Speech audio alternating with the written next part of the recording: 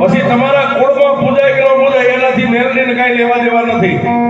પણ માણસ જેથી આ દુનિયાથી થાકી જાય એમ કે હવે મરી જવું છે, અને જો આવી બજારમાં હાલતા હાલતા ક્યાંક મેલડી ગામના ઝાપે બેઠી હોય, કોઈના ફળિયામાં બેઠી, કોઈના આવા મઠમાં બેઠી હોય, અને માણાની નજર જો એકવાર આ મેલડી સામે થઈ જાય ને, પછી મેલડી કે મારી સામે નજર કરે અને એને ગમો તે મરવા દઉં તો જગતમાં કોઈ હિન્દુ મને મેલડીને માને નહીં.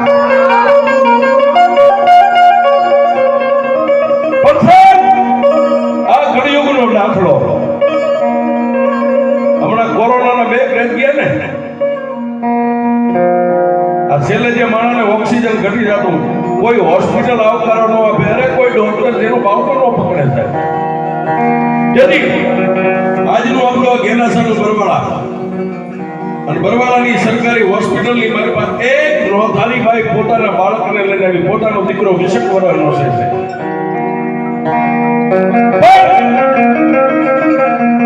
જેથી એ પોતાના ધણીનો ગામોતરો થયો, અવસાન થયું, પોતાનો ધણી મરી ગયો, એટલે ભાઈને એમ થઈ ગયું કે આ મારો દીકરો આજ ઘોડીએ છે ને, કાલે ઘોડે છે ને, મારા દીકરા ઉપર હું જિંદગી કાઢી નાખી.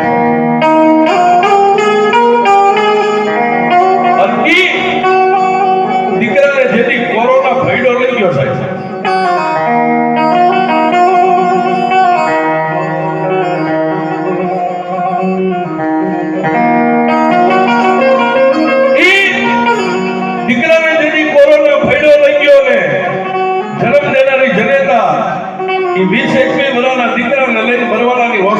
દાખલ કર્યો, પણ અંદર કોઈને જવા ન દે સાહેબ. જન્મ દેનારી જનેતા આજનું જે બરવાળાનું હોસ્પિટલ થયું, બહાર નીકળતા 2 ઝાડ છે 2 બાજુ, એ ઝાડના ટેકે નોકારી થઈને બેઠી. હવે ક્યાં જાઓ? એ રાત પડે આકાશ સામે નજર કરીને મારા ત્રિલોકના નાથને ઠપકો આપે કે ઈશ્વર,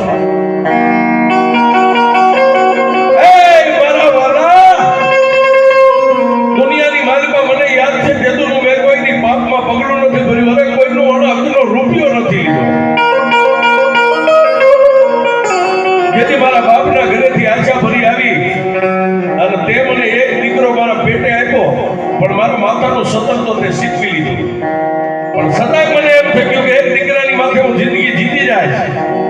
આજ મારા દીકરાને જીવને જમને હોસ્પિટલમાં વાત આલે, એ આવું તો મેં કયા ભવના પાપ કર્યા છે કે મારે આ જોવાનો દી આવ્યો. પણ સાહેબ, હોસ્પિટલમાંથી ડોક્ટર જ્યારે બહાર નીકળે ને, એટલે ઓલા ઝાડના થડે બેઠેલી જનેતા દોડીને સાહેબના પગ પકડી લે, સાહેબ મારા દીકરાની તબિયત કેમ છે, મારા દીકરાની હાલત કેમ છે. 1 દી 2 દી અને 3જા દી દિવસના 11 વાગ્યા અને સર્જન ડોક્ટર પગથિયું હેઠે ઉતરીને બહાર મેદાનમાં નીકળ્યા. જન્મ દેનારી જનેતા 2 ફાડી વળીને સાહેબના પગ પકડીને એટલું કીધું, ભાઈ સર્જન, અમે માનવી એમ માનવી છે કે ડોક્ટર છે ભગવાનનું બીજું રૂપ છે. સાહેબ, દુનિયા તમને માનતી ન માનતી, પણ હું એક બાળકની જનેતા તમને મારા ભગવાન માનું છું. મારા દીકરાને કેમ છે? એ બરવાડાના એ હોસ્પિટલના સર્જનની આંખો બંધ થઈ ગઈ, હોશ સિવાય ગયા. એટલે જન્મ દેનારી જનેતા ઊભી થઈને સર્જનના ખભે હાથ મૂકીને કીધું, સાહેબ તમને પગે લાગુ, મારા દીકરાની તબિયત કેમ છે મને કહો તો ખરા. તેથી એ બરવાડાની હોસ્પિટલની મારી પાસે સર્જને એટલું બધું, બેન તમારી આગળ પાછળ તમારી હારે કોઈ આવ્યું છે, કોઈ આદમી? સાહેબ એક મારો આદમી હતો, એ તો ભગવાન લઈ લીધો છે. એક મારો દીકરો ને બે મા દીકરો છે, બાકી અમારી આગળ પાછળ કોઈ નથી.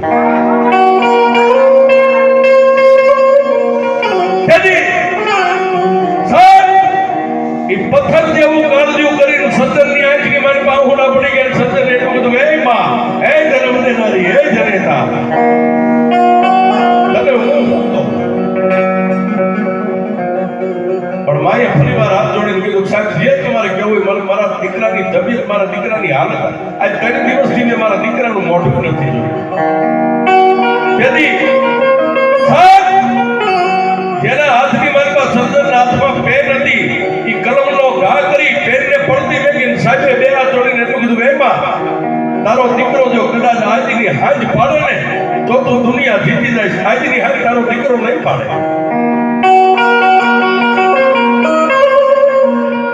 સાહેબ એ સર્જન ડોક્ટર પોતાની ઓફિસમાં ગયા, જનેતા પાસે ઈના ઝાડના ખડે આવી અને આંખમાંથી સોદારા, કોને કે ક્યાં જાય?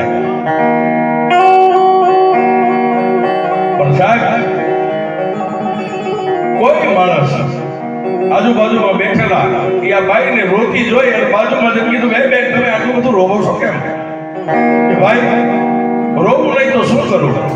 હતો એ બધું હારી ગઈ, મારો ખજાનો બેઠી છો.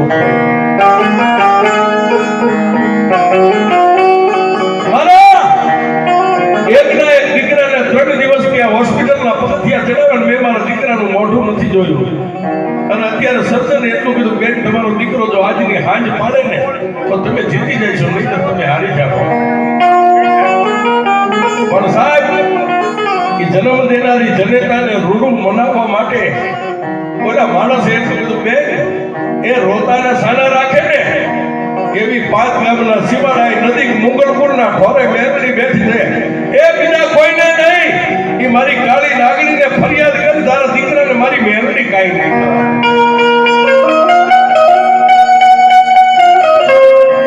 પણ સાહેબ એક આ જન્મની દેનારી જનેતા અને બીજે બેઠી જગતની જનેતા મેરડી, એ સાહેબ આમ બેઠી હતી, આમ ફરી અને ફાટેલા હાડલાનો શેડો આમ ધરતી ઉપર પાથરીને એટલું કીધું, હે ઢોરાવાળી,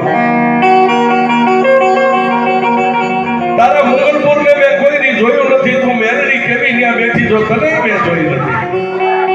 મારી અમારા ખોળામાં મારો પગલીનો પાર્ટનર જો સલામત રહી જાય ને તો હવામાનનો તાવો દુનિયામાં માગી તારી પાસે કરી છે. મારા રૂપિયાનો નહીં, મારા પાસેથી 1-2 રૂપિયા ભીખ માગી અને મારી મેરડી મારા દીકરાને લઈને તારા ઘરે આવી છે. સાહેબ એ આટલું બોલી અને લોધારી બની આંખની આનો હાડીનો શેડો દઈ અને એ ઝાડના ખડે બેઠી છે. પણ 80 વર્ષની ડોસી, હાથમાં લાકડીનો ટેકો આવી અને ખભે હાથ મેકીને એટલું કીધું, એ ગાડી રોવાય નહીં, દુનિયામાં તારી આગળ પાછળ કોઈ નથી. ત્યારે જન્મની દેનારી જનેતાએ કીધું, હવે તો મારી આગળ પાછળ ઢોરાવાળી એક છે. તેથી 80 વર્ષની બુઢી ડોસીએ કીધું, જો ઢોરાવાળીનો પગ થાય ને અને પછી તારા દીકરાને મરવા દે તો ઢોરે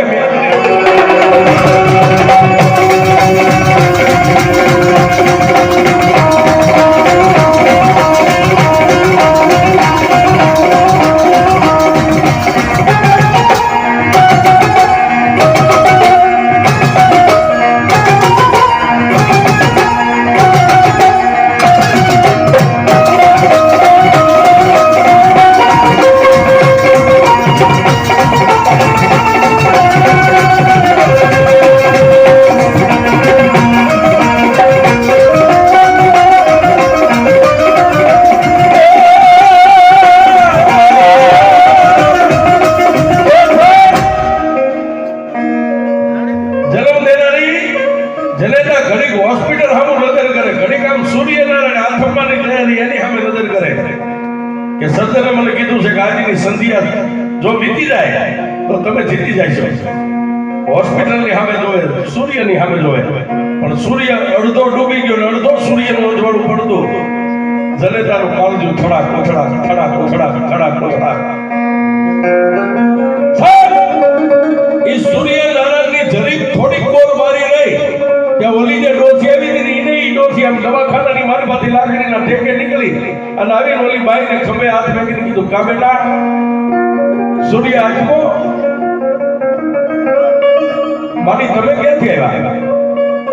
એક દીકરો હૂતો છે ને સાહેબ, એક દીકરો જે હૂતો છે ને એ દીકરાની માથે હાથ મેકવા ગઈ હતી. મારી તમે ક્યાંથી આવ્યા? એ મને કોઈ જાણી નથી કે બ્રહ્મા વિષ્ણુ મહેશ તું મને જાણી ન હોય, પણ મારી જોતો ખરા કે